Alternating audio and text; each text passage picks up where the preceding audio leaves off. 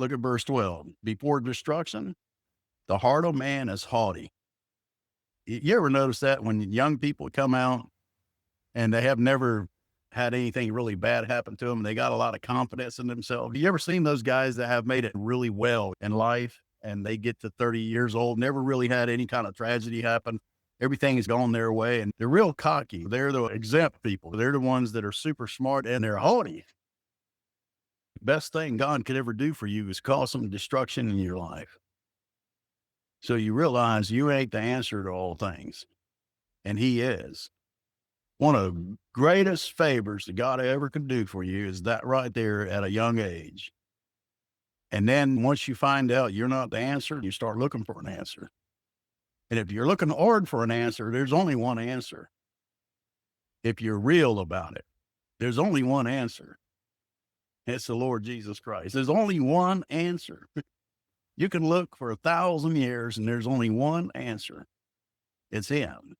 And that's the thing. But look at this thing right here. A man is haughty, and before honor is humility. Whose name would you put down there? The greatest example of that. It'd be the Lord, wouldn't it? If you want to boil down what humility is being in a place of being completely humiliated. And you talk about Christ being humiliated for something he didn't do.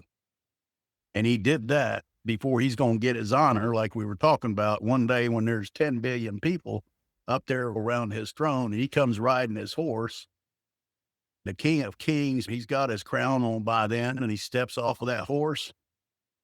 And as you see him step off of that horse, I think he's probably still wearing sandals. And when he steps off of that horse, you see the bottom of his robe come up and you see his feet, the holes in his feet.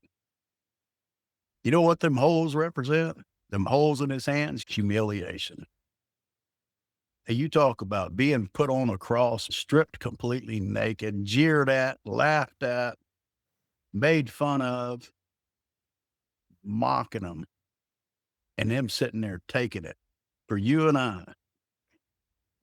You talk about somebody that deserves honor.